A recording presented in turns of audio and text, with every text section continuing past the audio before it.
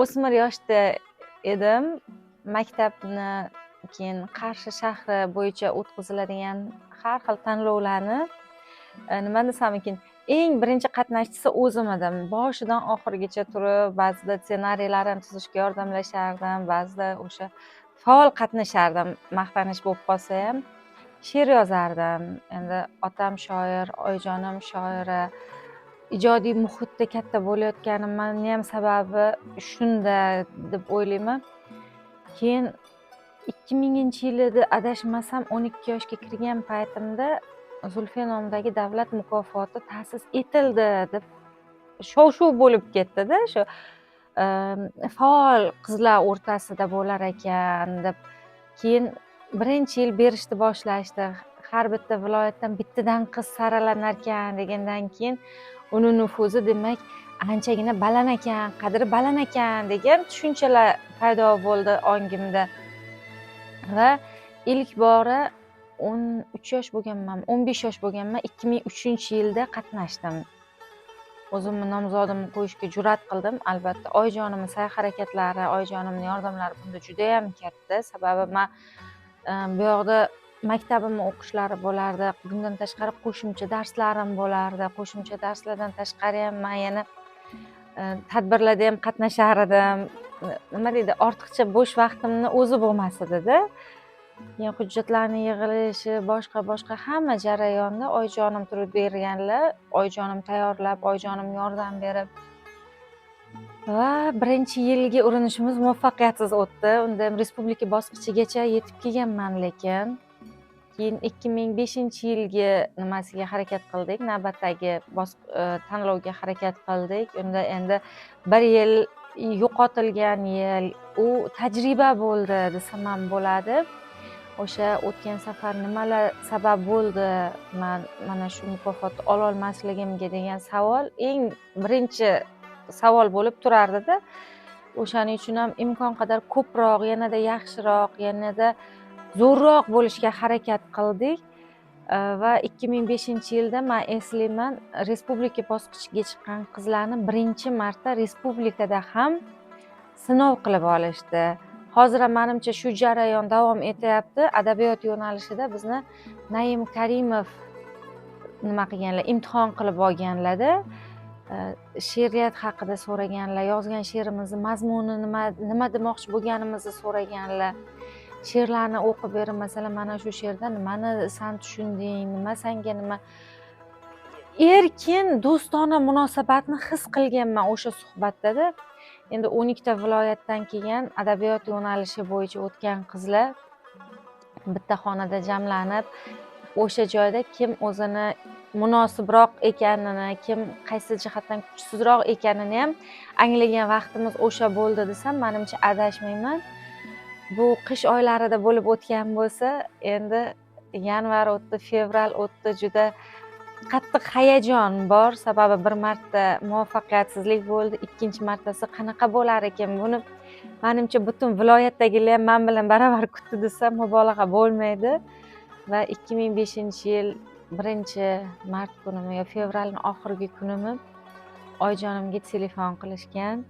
Qiziz bilan tezda Toshkentga yetib keling deb. Men xursand bo'ladigan, g'ururlanadigan joyim aynan 2005-yildan boshlab sovrindor qizlarni bir xil qilib kiyintirish birinchi amaliyot o'sha paytida bo'lganda. Hammamiz o'sha davlatimiz tomonidan berilgan to'q pushtirang kofta kostyum yubkam hali ham uyimda turibdi. U endi boshqacha kiyimda baribir. Endi uni hayajonlarini, mukofotni qabul qilib olishdagi faxrni, tuyg'uni menimcha u hech qachon eskirmasa kerak-da. Har doim o'sha payt oladigandek odam o'zini his qiladi-da. Va oyijonim, yuqorida ham aytdim-ku, hamisha yonimda, yonma-yon. Hozirgacha ham masalan birinchi o'quvchiman, birinchi tanqidchiman, birinchi men fikrlarni so'raydigan insonim ham oyijonim bo'ladilar-da. Xursand bo'lganman to'g'risi. Xayriyat shu marragacha yetib keldik degan narsa va oyijonim Qarshidan Toshkentga yetib kelishimizgacha bo'lgan jarayonda 6-7 soatlik yo'lda Gulinigor mukofot, bu nima deydi, sani manmanlikka yetaklovchi narsa bo'lmasin, shuhratparastlikka undamasin, san hozir bu mukofotni qabul qilib olib o'zingni yulduz deb his qilmagin, kamtar bo'l. Faqat shu narsani aytganlari uchun ham haligacha o'sha nima deydi so'zlarni yuki bosib turadida mani. Sababi mukofot eng avvalo e'tirof bo'lsa, undan ham yuqorirog'i bu mas'uliyat, juda katta ishonch bo'ladida. Mukofot mani hayot yo'limdagi yashil chirog'im bo'ldi desam hech qanaqa mubolag'a bo'lmaydi, chunki hali yuqorida aytganimdek qo'shimcha darslarga qatnab yurar edim. Sababi o'qishga kirish, oliy ma'lumotli bo'lish eng asosiy maqsadim bo'lgan va mukofotni sovrindori bo'lganimdan keyin o'zidan o'zi man davlat granti asosida o'sha ijtimoiy gumanitar yo'nalishdagi oliygohga kirish imkonim bor edi va o'sha o'zim orzu qilgan, o'zim istaganim O'zbekiston davlat jahon tillarini xalqaro jurnalistika fakultetini talabasi bo'ldim. Undan keyin magistraturani xuddi o'sha fakultetda magistratura bosqichini ham tamomladim.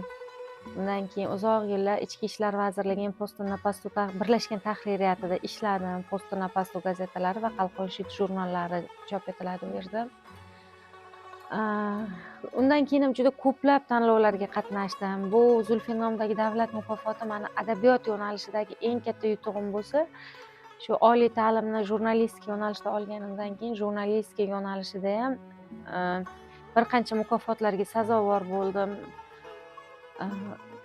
Man o'ylaymanki, Zulfiya nomidagi davlat mukofoti bu har bitta o'shanga sohibasi bo'lgan qizni hayotini yanada yengillashtirib beradi, uni orzulariga yetishini tezlashtiradigan nima deydi, muhim bir bosqich, muhim bir mukofot deb hisoblayman. O'zimda masalan 20 yil bo'ldi, o'tgan yil 2025-yilda mukofotning sohibasi bo'lganimga 20 yil bo'lgan bo'lsa, men shu 20 yil davomida bilamanki, men boshqalardan ko'ra osonroq nima desamkin, borsam siz Zulfiyachimisiz deb boshqacharoq nima deydi, havas bilan qarashadi-da. Odamlarning ko'zidagi havasga sabab bo'lish ham o'sha eng katta baxt, eng chiroyli yutuq deb o'ylayman men.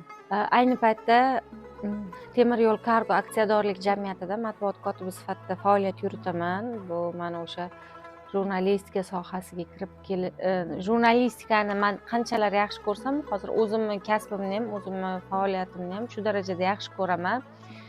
Bizni jamiyatimiz O'zbekiston temir yo'llari aksiyadorlik jamiyatiga tegishli bo'lgani sababli u yerda ham birinchi hujjatlarimni olib borgandimda qarashda, "Voy, siz Zulfiyachimisiz?" deyishdi. Keyin "Ha" desam, "Bitta Zulfiyachi qizimiz bor edi, ular ketuvdilar, o'rinlariga siz keldingiz. Xursandmiz. Bizni jamiyatimizga mana shunaqa iqtidorli insonlar kelganidan biz hamisha xursand bo'lamiz" deb. Hozir ko'zim nimadir kirdi. Va mana hozir ham hamma joyda ham, hamkasblarim ichida ham yoki jamiyat orasida ham men o'sha qo'llab-quvvatlashni his qilib turaman. Tadbirlari bormi, boshqa yoki qanaqadir jamoat faolligiga kerak bo'ladigan nimalar bo'lsa, hamisha labbay deb turamiz. Ulardan ham menimcha ularni ham bizdan kutadigani, mendan kutadigani shu narsa bo'lsa kerak. Shu narsa bo'lsa kerak deb o'ylayman.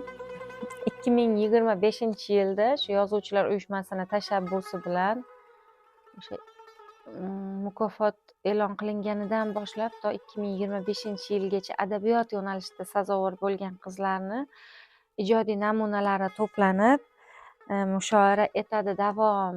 Mana shu chiroyli bamani kitob chop etildi. Menga ham telefon qilishib, "Men shunaqa she'rlaringizdan jo'natsangiz kiritardik" deyishganida, to'g'risi juda ham xursand bo'ldim. Sababi ijodkor uchun eslanishni o'zi katta baxt-da. Bu kitobning ichida o'sha o'zimiz bilan tengdosh qizlar, o'zimizdan katta qizlar, kichkina singillarimiz, biz adabiyot yo'nalishida mukofotni olgan qizlar deyarli har doim bir-birimiz bilan aloqadamizda. Endi to'g'ri hammasini ham to'liq qamrab olish ilojsiz, lekin biz bir-birimizni taniymiz, bir-birimiz bilan fikrlashamiz. O'sha ijodi chop qilinishga arziydigan qizlarni ijodlari o'rin olgan shu kitobdan.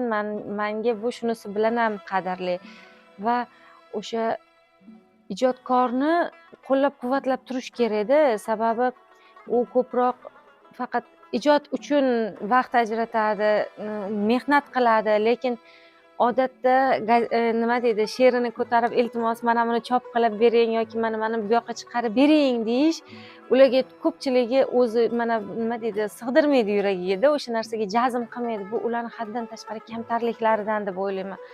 Qilaylik shu ishni desam, opa arzirmikin deb qo'yadiganlar bor, lekin u qizlarning she'rlarini o'qisangiz haqiqiy iste'dod, haqiqiy favqulodda holat deysizda, lekin ular mana shunaqa kamtar. Bu o'sha kamtar lekin ijodda yuksak qizlarni nimasini bir joyga jamladi. Bir sohilda yonma-yon begona kemalardek yashaymiz-u hilpirab, ko'rishmoq yo'q alardek. Kemalardek cho'ng yurak, dengizlardek qadim his, yashaymiz-u yonma-yon, uchrashmaymiz hech qachon. Taqdirning bu chigali qachondir yechilarmi, imkon bormi ko'rgali, yo sendek kechilarmi? Kemalarda bandargoh, uchrasharlar goh nogoh, qani o'sha bandargoh olib borsa sen tomon.